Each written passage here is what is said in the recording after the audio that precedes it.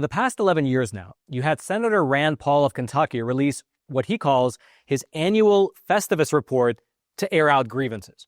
Now, that name is a reference to a Seinfeld episode, but the report itself is very much legitimate, and it basically details what Senator Paul believes are some of the most egregious examples of the federal government wasting our tax dollars in the prior calendar year. And over the past 11 years, the dollar amount of the government waste that he cites in his reports has really grown significantly. Back in 2015, it was a little over $1 billion. By 2019, it was over $50 billion. And the latest report, the one from 2025, was a cool $1.639 trillion. Now, it is worth mentioning that a huge portion of that actually comes from the interest payments on our national debt, which Senator Rand Paul now includes in his overall total. And just for your reference, U.S. taxpayers paid a cool $1.22 trillion in interest just to service the national debt last year. That is significantly more than the entire military budget. And given the fact that that money really does go to nothing, literally nothing else other than the interest, there is a good case to be made to include it in the overall figure of wasted government spending. However, setting the interest payments aside, today, let's go through the 9 most interesting and, I don't know, what would you call it? Eye-opening examples of government waste from the latest 2025 report. And as always, if you appreciate content like this, please do smash those like and subscribe buttons so that the YouTube algorithm can pick up this episode and share it to ever more people. Now, getting back to the report, let's start this way. You might remember how a few years ago, certain NIH experiments with beagles came to light.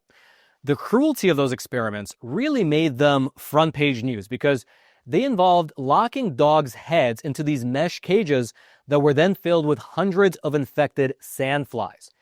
The screaming from the dogs was so intense that the researchers had to conduct something known as cordectomies on the dogs, which involved slashing their vocal cords just so that the researchers would not have to hear the dogs cry. Now, I myself and probably many other people assume that once these experiments came to light, they were ended. However, according to the most recent 2025 Festivus report, the NIH actually extended the funding for these beagle experiments, costing the taxpayers a cool $13.8 million. Quote, one research project that was funded during Fauci's 38-year tenure as the director of the National Institute of Allergy and Infectious Diseases involves infesting beagle puppies with hundreds of disease-carrying ticks. In the Fauci-funded research at the University of Missouri-Columbia, puppies as young as 4 months old are exposed to ticks by having capsules full of the arachnids glued to their bare skin to infect the dogs with illnesses like Rocky Mountain spotted fever. According to research records obtained by the watchdog White Coat Waste, dozens of the puppies are intentionally denied pain relief so that it does not interact with the infection or experimental vaccines. This project alone is still funded by 3 different Fauci-era NIAID grants, which have cost taxpayers over $13.8 million so far.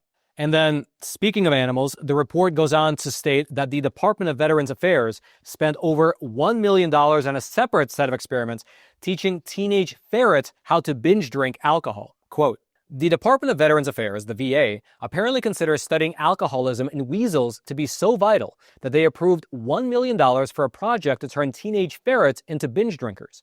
In the study, researchers forced ferrets to consume only alcohol for an entire day by withholding their access to water in what the experimenters call forced binge days.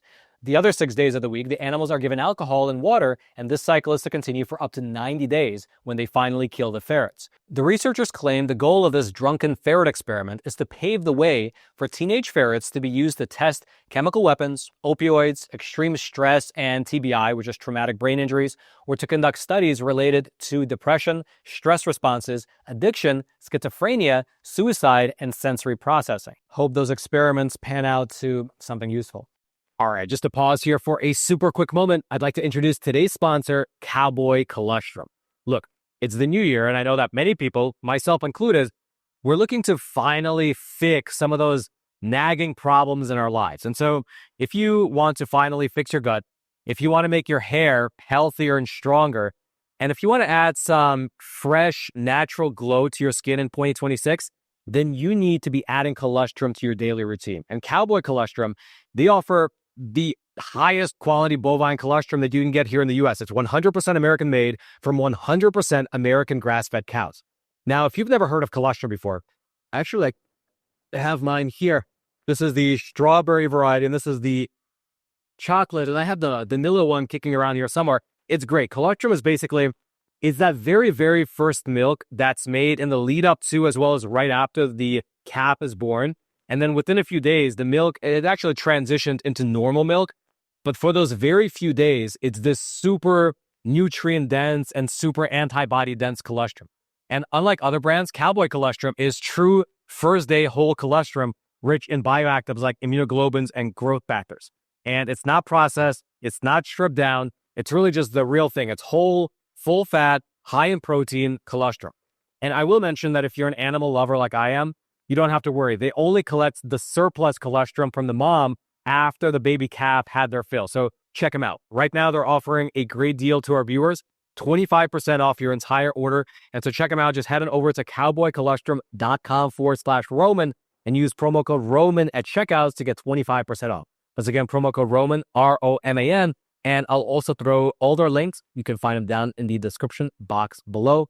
Cowboy Colostrum supports the show, so let's support them right back. The links will be down in the description box below. Moving along, though, in another program, the federal government spent $1.5 million on a celebrity influencer strategy, mostly on TikTok, aimed at reducing drug use in Latinx communities. Quote, the Department of Health and Human Services spent over $1.5 million on a project called Unite, an innovative multi-level strategy that claims it can reduce drug use in Latinx communities through celebrity influencer campaigns and friend groups. The plan involves recruiting 30 celebrity influencers, actors, singers, and athletes to produce anti-drug messages, then piping those messages through friendship networks in South Florida. Community health workers will map friend groups like they're in a teen drama movie, push influencer content through television, radio, streaming, and gaming platforms, and track the results. Taxpayers are footing the bill to see if celebrity clout and group chats can succeed where decades of anti-drug programs have failed. Now, I will mention that spending $1.5 million on an attempt to try and curb drug use in kids is probably not that bad of a line item, but this next one is a bit more ridiculous. The U.S. State Department spent $250,000 to produce a cartoon for Pakistani kids in Pakistan, teaching them about how to fight climate change. Quote, the U.S. Department of State awarded $244,252 to Stand for Peace in Islamabad to produce a television cartoon series that teaches kids in Pakistan how to fight climate change. American taxpayer dollars fund the creation of animated characters to raise environmental awareness and show youth practical actions to save the planet. It's Climate Policy Meets Saturday Morning TV, starring Uncle Sam as the executive producer. Moving along, in another influencer-related project, you had the Department of Health and Human Services spend a cool $40 million to pay influencers to tell their racial and ethnic minority audiences to get vaccinated for COVID-19. And again, this is not from 2021. This is from last year, from 2025. And this $40 million number was actually split among several different projects. Quote, HHS gave the National Urban League $20.9 million for its Project Wellness vaccination coverage program.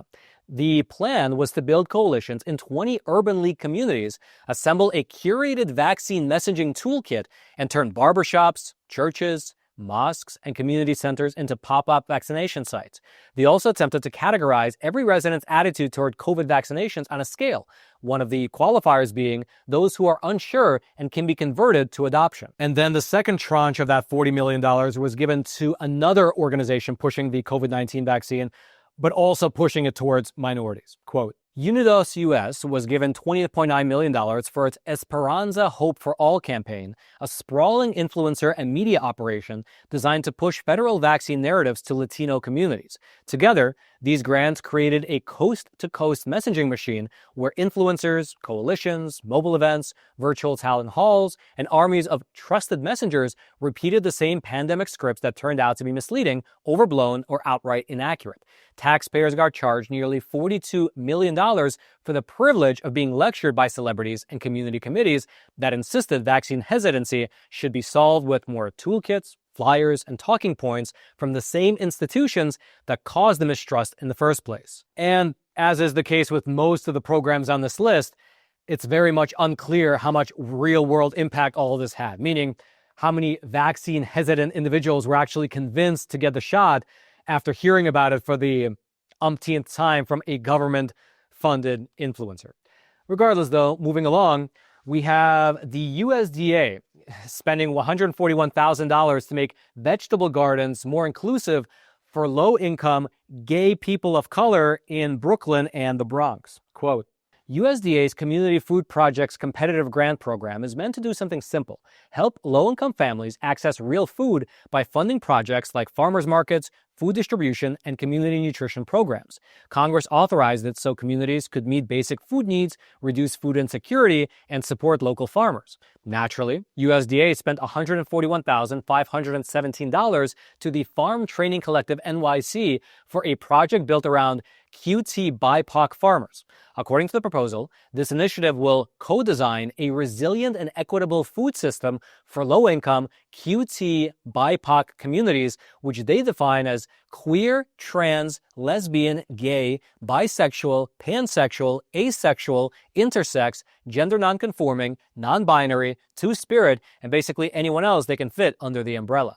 Moving along, but sort of in a similar vein, you had the Department of Health and Human Services award a $3.3 million grant to Northwestern University in order for them to install safe space ambassadors and to dismantle systemic racism on campus. Quote, the Department of Health and Human Services gave Northwestern University $3.3 million from NIH for a project called Nurture.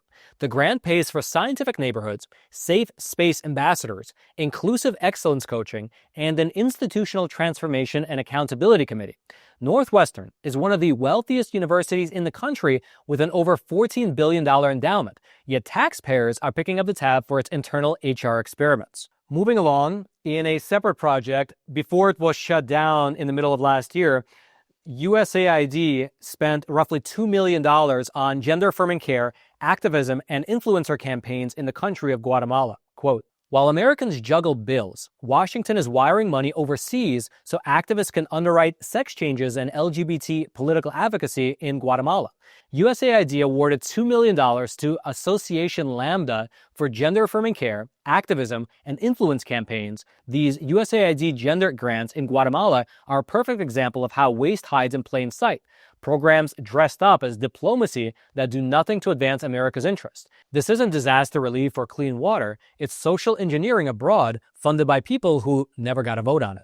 And while a lot of the spending that we've mentioned thus far is measured in millions, this next line item is measured in billions. Specifically, the Department of Transportation under the previous administration received $7.5 billion from Congress to fund electric vehicle charger stations across the whole country. But only 68 charging stations are currently up and running. Quote, at the behest of the Biden administration, Congress set aside $7.5 billion in 2021 to blanket America with electric vehicle chargers. Biden promised 500,000 of them, but by April 2025, the federal push had yielded only 384 public ports at 68 stations in 16 states, a network so faint you could miss it with your eyes open. President Trump rightfully attempted to freeze the frivolous funding and redirect the funds to other infrastructure projects, but a federal judge forced the funding to be dispersed to this boondoggle. And just as a fun aside, by the way, if you do the math, each charging station effectively cost the U.S. taxpayers over $110 million apiece. And so there you have it. Ironically, we as a country are actually so much in debt that all these programs and initiatives that we went through, they really don't even amount to a rounding error when you compare them to the interest payments that we're currently making on our national debt. However, a question that I would have in this situation is, if we're indeed so much in debt, can we afford to be spending $1 million to get ferrets addicted to alcohol, or spending $110 million to build a single electric vehicle charging station somewhere in one state? From my naive perspective, I mean, these types of line items should be seen as something that you buy when you are just flush with cash and with very low debt. But hey, maybe I'm missing something. Maybe these are all just great investments. Maybe, for instance, the ferret experiments with the alcohol, they will yield some kind of a scientific breakthrough that will bring in trillions of dollars in the very near future. So I don't know. Let me know what you think in the comment section below. Do you think that this is wasteful spending or throwing spaghetti at a wall and seeing what sticks in terms of investment? And if you want to read the entire Festivus report for yourself, I'll throw a link to it. You can find it down in the description box below. We only went through 9 line items. but I think there's something, I didn't count, but maybe like 25 line items in total. Pretty interesting to go through.